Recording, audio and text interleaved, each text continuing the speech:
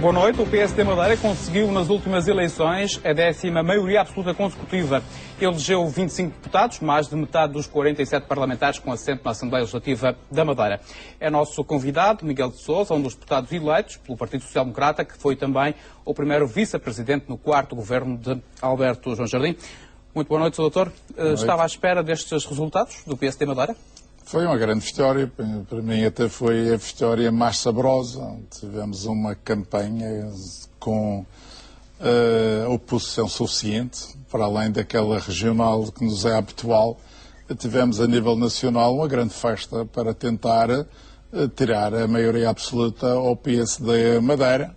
Não conseguiram, porque o povo da Madeira continua mas em com a termos sua de votos sabedoria. expressos, ficou abaixo dos 50%, ficou-se nos 48,5%.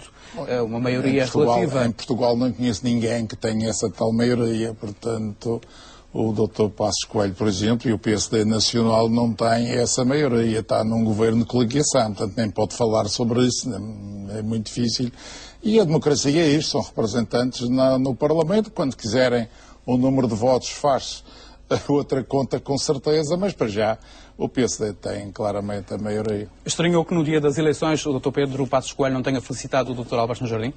Nem no dia das eleições, nem no dia seguinte, que eu saiba até hoje ainda não fez. Eu lamento muito, foi a primeira vez que uma vitória do PSD Madeira não teve a saudação do líder nacional.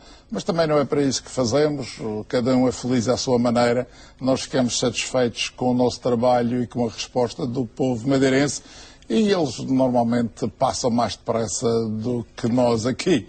Portanto, daqui a uns dias ele já não estará lá para saudar ninguém. Porquê é que diz que não estará lá? Porque a política portuguesa vai continuar conturbada. Tudo isto que está acontecendo a Portugal não vai dar estabilidade governativa a ninguém. Isto é tudo um risco. E de andar a viver no arame, sem rede.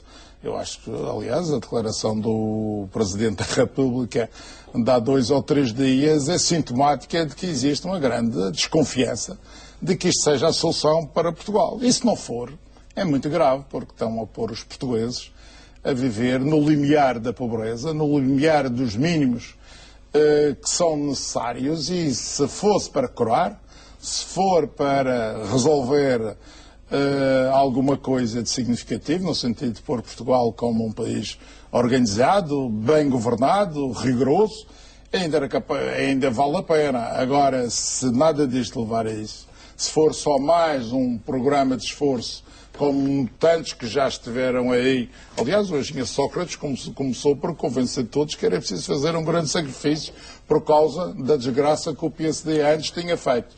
Portanto, se for para mais um programa, este sacrifício que se está a fazer às pessoas vai ser muito difícil de recuperar. E eu gostava só de dizer que há aqui uma coisa que é falso, é mentira até. É que isto não vai ser por 2 ou 3 anos. Porque se nós fôssemos fazer estes sacrifícios por 2 ou 3 anos e a seguir voltássemos à mesma, daqui a 5 ou 6 estávamos iguais ao que estamos hoje. Portanto, isto é para sempre. Então, isto quer dizer que os políticos não estão a falar a verdade? Quem tem responsabilidade nisto, quem anda a fazer o discurso desta recuperação, destas exigências, destes acordos com a Troika, não está, na minha opinião, não está a falar a verdade, não daquilo que está fazendo, porque isso está a traduzir, acho que sinceramente, agora naquilo que vai acontecer no próximo futuro, acho que não está a ser sincero. E acha que é preciso falar a verdade neste momento aos portugueses? Isto tem de ser a base da vida portuguesa.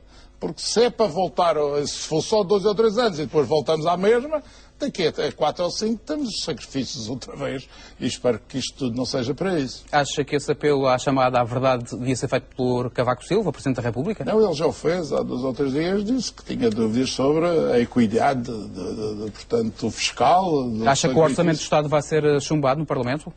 Não, porque ninguém está em condições de chumbar, até porque há uma maioria absoluta do PSD e do CDS que o vai aprovar. E ninguém também parece que tem um plano alternativo melhor.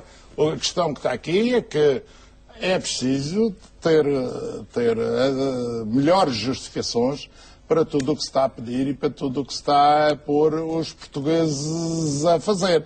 Como se percebe, a economia é uma coisa falível.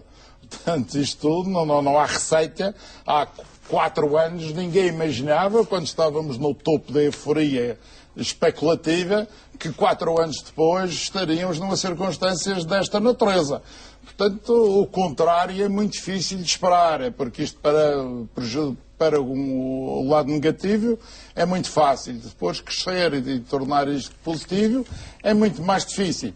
Agora, acho que é um grande risco que estamos todos a correr, é porque eu, sinceramente, tenho poucas justificações para tanta exigência que estão a ser feitas. Já vamos falar também do caso da Madeira, mas voltando ainda aos resultados eleitorais, o Dr. Miguel Albuquerque dizia há tempos, logo a seguir às eleições, que o PSD Madeira devia saber tirar conclusões destes resultados eleitorais. Acha que as conclusões foram tiradas? Não, o PSD tira conclusões ao longo do caminho, que percorre desde 1976. Temos feito sempre isso. O PSD tem evoluído, tem mudado pessoas, têm sido governos diferentes, têm sido dinâmicas diversas. Acho que nada tem sido igual. Aliás, os madeirenses veem nesta diversidade ao longo do tempo um dos pontos fortes do PSD, que é ir mudando com tranquilidade, sem os riscos que poderiam envolver mudanças muito mais radicais. É este o fim do ciclo político de Alberto João Jardim, digamos assim, o último mandato? Eu não posso garantir isso, cabe-lhe ele confirmar ou não. Eu penso que um dia isso vai acontecer e estaremos preparados. Como é que vê este silêncio do Dr. Alberto Jardim, que está em reflexão permanente após as eleições? Nas outras vezes correu assim, a seguir às eleições há sempre um período de repouso e de reflexão. Tem que acontecer, não há que haver precipitação, já basta aqueles dias de campanha eleitoral em que tudo tem que acontecer em minutos, agora as coisas dá tempo. Há rumores na sociedade civil e também na política de que Alberto João Jardim pode passar a pasta para outro membro do governo ou do PSD Madeira para a presidência do governo. Acha que estes rumores são fundados? Acha que Alberto João Jardim pode abandonar o barco, digamos assim, a meio do mandato ou logo a seguir? Não, o Dr. Alberto João Jardim não abandona o barco, de certeza. Isso ninguém tenha dúvida. Está comprometido e os compromissos sempre que assumiu, desde os mais pequenos aos de maior dimensão, sempre os cumpriu. Portanto, isso não se põe e depois não se trata dele passar a pasta. Haveria um congresso do PSD, haveria um debate, haveria, portanto, um conjunto de circunstâncias que iriam ditar um sucessor. Acha que a acontecer essa sucessão só pode acontecer em Congresso? Só pode acontecer em Congresso ou por escolha direta? Não acredito que possa ser por escolha direta. Acho que isto não tem esse cariz que você possa estar aqui a sugerir. Acho que tem que haver um debate e, no final, um Congresso do PSD para haver o apoio suficiente para não só ter a liderança interna, como também ser um líder a nível regional. Há candidatos na tua de Alberto Jardim? Então não tem, capaz, que nós todos temos, que sabemos que reconhecemos. Pode apontar alguns nomes? Não, aqui não há cromos, não se vai aqui... Assume-se como candidato natural à sucessão de Alberto Jardim? Nem natural, nem desnatural. Acho que não. Acho que nós todos temos a obrigação de contribuir para a causa pública. Eu nasci na minha maioridade com a democracia e com a autonomia e encho-me de felicidade de ter contribuído. Estamos aqui disponíveis e o caminho é para a frente. Em qualquer não se exclui da sucessão? Acho que nenhuma deles deve, e social-democrata especialmente, e que tenha contribuído para isto com bastante afinco, acho que se deve excluir de tal tarefa. Estamos sempre... Gostava de um dia vir a ser Presidente do Governo Regional da Madeira? Não tenho dúvidas que é uma tarefa extraordinariamente aliciante, é algo que cada um que anda nisto gostaria de fazer, mas como digo, há muitos capazes para fazer isso bem feito. Mesmo em tempo de crise, aceitava o desafio? Agora é que talvez valesse a pena, porque é aliciante. Estamos perante uma situação política, e não só económica, social, financeira, que vai exigir muito de quem lidera, de quem é governo, e sem dúvida nenhuma, isso é um dos grandes desafios que apetece estar, não é? Na vida tranquila, calma, onde nunca acontece nada, que vale a pena andar a se mexer. É um homem de desafios, é isso? Sempre fui, mas isto não quer dizer que eu esteja aqui a me preparar para nada, que eu estou muito bem como estou, gosto de contribuir, dou a minha opinião, penso muito e faço alguma reflexão sobre tudo o que se passa na Madeira e se algumas coisas puderem ser aproveitadas, ótimas, senão também não há problema.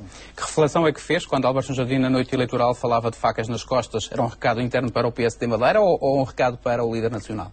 Não, acho que se calhar é para toda a gente. Olha, para o nível nacional é de certeza, porque acho que o Dr. Passos Coelho não se tem portado como um estadista e como um líder do PSD abrangente e que quer é reunir. Acho que o PSD deve, a nível nacional, como a nível regional, procurar unir, não dividir.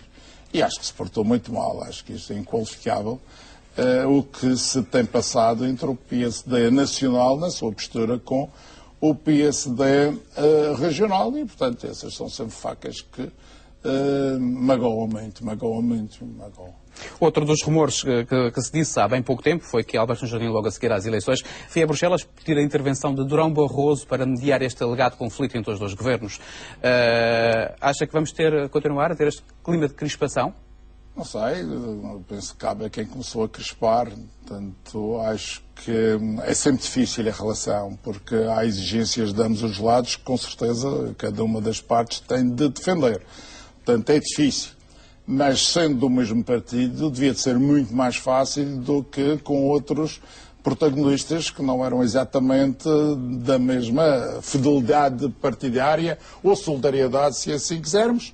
Vai ser difícil, muito difícil, mas pronto, já se viu o tom do Ministro das Finanças, já se viu o tom do Primeiro-Ministro, há mais lá uns a falar em sordina, vamos lá ver em que é que dá, mas de certeza que há uma coisa que é certa, o PSD, o Dr. Alberto João e todos nós vamos continuar firmes na defesa da autonomia e nos interesses da Madeira. Para nós o PSD conta, na medida em que a nossa democracia é partidária, mas o objetivo é servir a Madeira e a fazer muito para que a Madeira se desenvolva e traga felicidade à sua população. Quem é que pode ajudar a mediar este alegado conflito?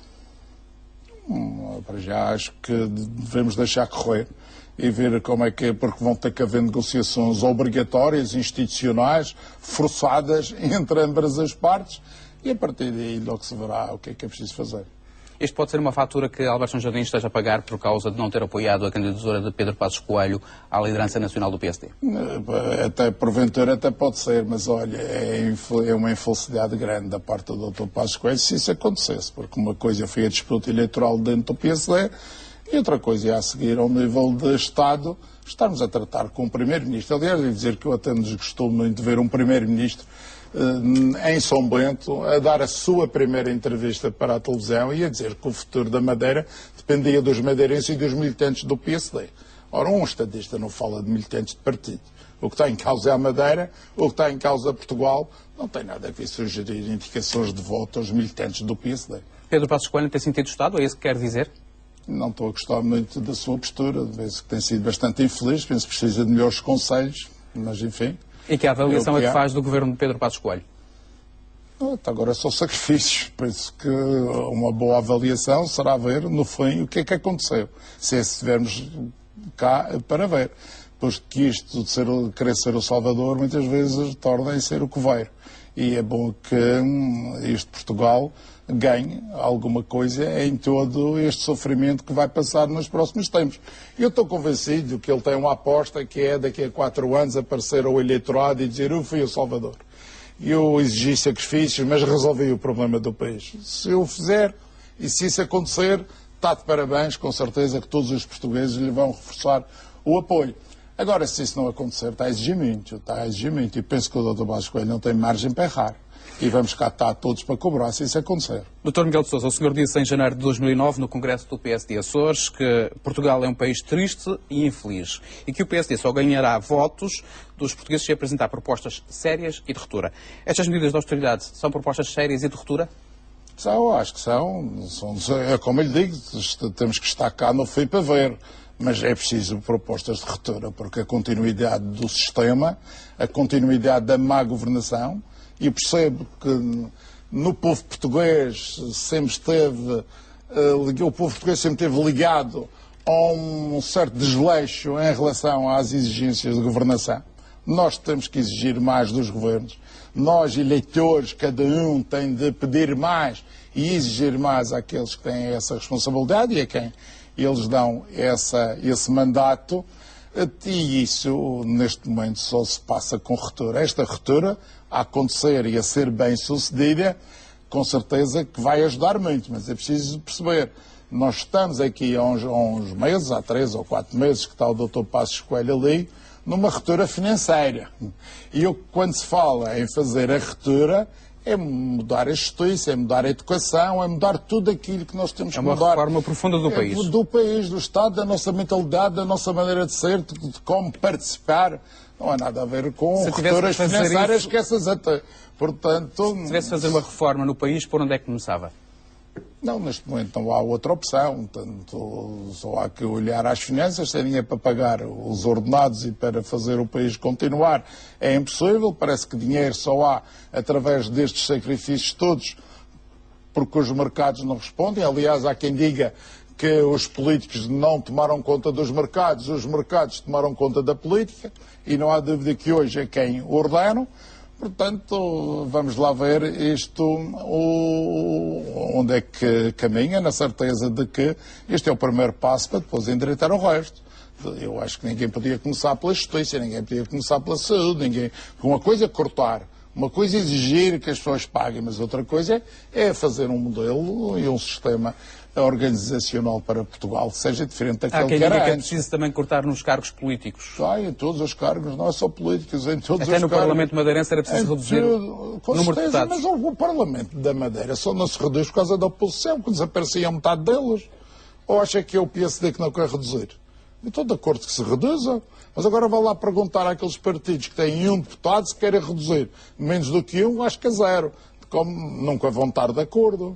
Porque eu acho que isso é reduzir, não só é reduzir o Parlamento, reduzir o Governo, reduzir nas câmaras, reduzir nas freguesias, é só reduzir, mesmo mantendo alguma eficiência, ou a mesma eficiência. E há vontade política para tal? Não faço ideia, amanhã há, como está a dizer. E acho que sim, acho que isso vai ser o caminho, não há outra maneira, não se pode fugir a isso. Dr. Miguel de Sousa, falamos agora da dívida da Madeira. O Governo Regional diz que a dívida é de 5,8 milhões de euros. O Governo da República diz que são 6,3 mil milhões de euros. Acha justo que se incluam as dívidas do aeroporto e das câmaras municipais na dívida da Madeira? Eu até tenho dito, ele não me vai mal, eu até tenho dito nesta história da dívida geográfica, o Ministro das Finanças cansou-se das dívidas do João Barardo. Isto é uma brincadeira, porque é um absurdo total. Há as dívidas da responsabilidade do Governo Regional, da região autónoma, e essas é que contam, são 5,8 mil milhões de euros, a 1,8% da dívida nacional, somos 2,5% da população, gastamos menos do que o todo nacional. Portanto, nós aqui até poderíamos ter ido além do que aquilo que fomos. E se estes números estão certos, e eu estou convencido que eles estão certos, mas se estes números estão certos, há aqui que haver uma inversão de todo este discurso.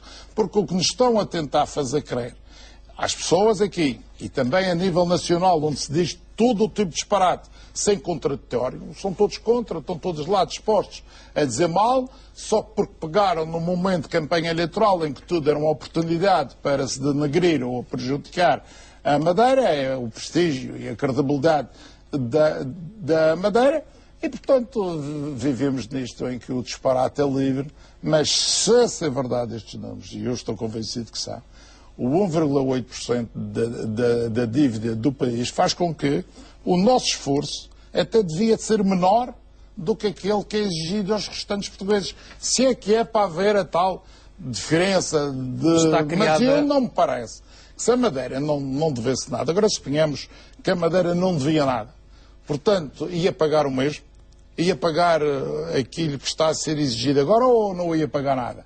Então os Açores dizem que devem menos, não acredito, mas dizem que devem menos. Estão a pagar menos ou estão a pagar o mesmo?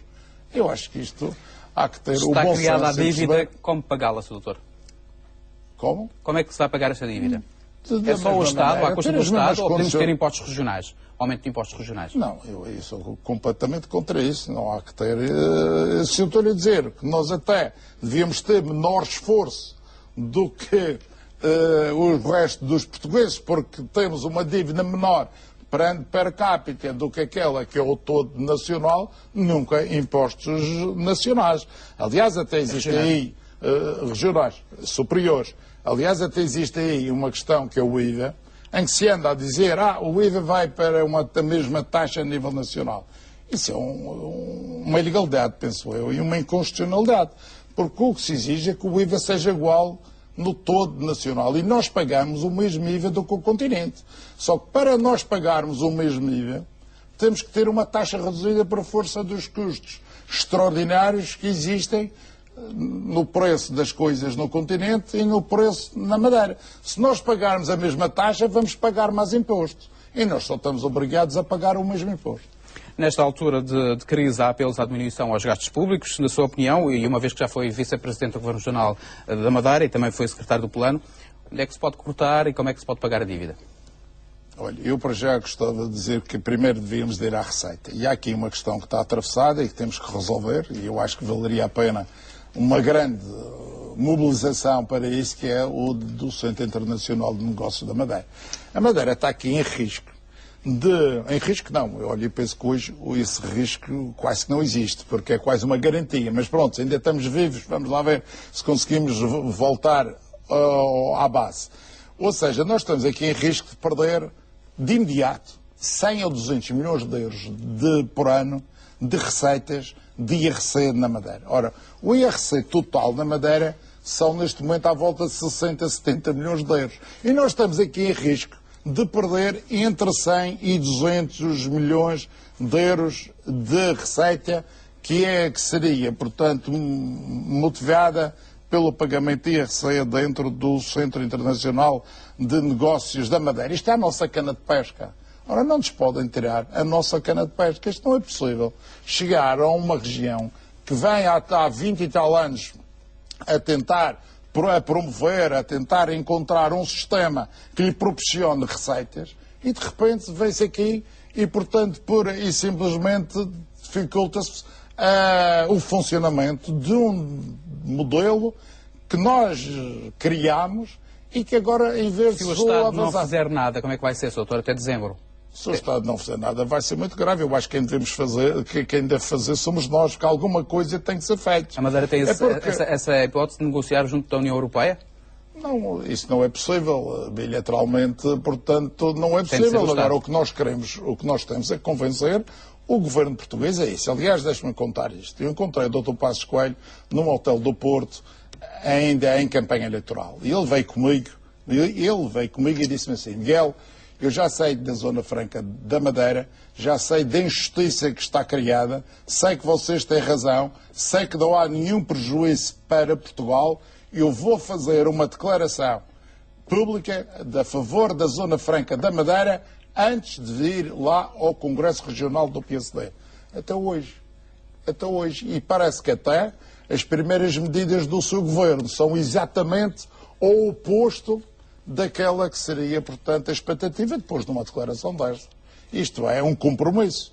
Ainda comigo não seja com certeza, mas é um compromisso com ele próprio de estar determinado a fazer funcionar alguma coisa que é importante e que ele vê que é positiva. Aliás, eu não tenho dúvidas se a Zona Franca da Madeira fosse no Bugio, mas o Bugio de Lisboa, ela era um sucesso. Como é na Madeira, é a favor dos madeirenses que souberam criar. O Governo da República não ter uma participação também neste projeto da Madeira? O Governo da República não. Talvez pudesse ter outros interesses, outras forças. Mas acha que se o Governo da República fosse sócio, podia defender melhor a Praça Madeirense? Isso eu não vou dizer que os sócios devem contribuir para a felicidade daquilo que são sócios. Portanto, é óbvio que isso sim, mas não fazia sentido. Não fazia sentido nenhum. Pelo lado da despesa, onde é que cortava na Madeira? Eu acho que há que poupar. Há que poupar porque, com certeza, há sempre gastos que são dispensáveis e que se podem poupar. Mas eu até acho que nós devíamos ir procurar ao nosso modelo algumas ideias que se poderiam atribuir à virtude da autonomia. Nós temos aqui um governo regional que é intermédio entre o poder central e o poder local. Nós percebemos que com a empresa de eletricidade não faz sentido ter uma empresa de eletricidade em cada um dos concelhos da Madeira e no Porto Santo. Há uma empresa de eletricidade que é gerida, até bem gerida, e que faz o serviço na região toda. Eu acho que aqueles serviços tipo saneamento básico, a água, o urbanismo, uma data de coisas que não faz sentido haver 11 estruturas, 11 poderes de decisão, 11 critérios, 11 custos. Acho que essas coisas deviam ser todas centralizadas no Governo Regional, porque é um governo próximo. O Governo Regional não é como Bragança, que tem o seu governo em Lisboa. O Governo Regional está aqui, a 50 km do mais distante, se calhar não está, e é muito próximo da maioria da população que está aqui nesta faixa Mexico, Câmara de Lobos. Portanto, inventar estruturas é onerar custos que de outra forma podem perfeitamente ser desonerados. Mas eu gostava de lhes dizer que, para além disso, que cortar custos toda a gente sabe e toda a gente é capaz de perceber. A grande imaginação tem que ser na receita, no que vamos fazer. E nós temos que perceber que a Madeira é turismo e zona franca. Porque a agricultura, por mais que o Dr. Manuel António, que faz muito, não há milagre. A pesca, o mar é fundo. O setor público, que dinamizou a economia muito nestes últimos anos através das obras públicas, não tem financiamento. Ora, isto fica reduzido a duas coisas, e ou vamos ser bons nessas duas coisas, ou vamos ser eficazes nesses dois setores, ou nos dedicamos exclusivamente a isso, e a comprar madeira, a fazer com que os madeirenses prefiram apoiar a sua economia do que, às vezes, por distração, porque não ligam muito a isso, apoiarem o que vem de fora. Eu acho que nós vamos ser capazes de fazer muitas coisas melhor. A promoção da Madeira está a ser bem feita no exterior? Não sei, eu não sou um técnico, não faço a mínima ideia, vê-se os resultados e percebe se a promoção é boa ou não. Não é o que Mas o senhor é empresário também, tem noção do marketing e tem a noção da... Eu acho que há poucas verbas para isso, eu acho que sem dúvida nenhuma podemos sempre fazer mais, mas também temos feito alguma coisa. Eu acho que o Governo deve mais ajudar a economia do que ser a economia. Até agora o Governo foi muito a economia. Eu acho que agora o Governo deve ajudar a economia. As empresas da Madeira, que são pequenas, são meias, têm muita gente à sua volta, mas que precisam de ajudas, precisam de ideias, de contributos para exportar, para melhorar a sua intervenção no mercado, para melhorar a qualidade dos seus produtos. Há tanta coisa que se pode fazer para que as empresas sejam o tecido capaz de mudar este estado de coisas. Dr. Miguel de Sousa, naturalmente muita coisa havia a dizer ainda, havia muito por dizer nesta entrevista, mas nós chegamos ao fim. Muito obrigado por ter vindo à RTP. Colocamos assim desta forma um ponto final do programa Entrevista, que fica também disponível no sítio da RTP na internet. Assim especial, desejo uma boa noite.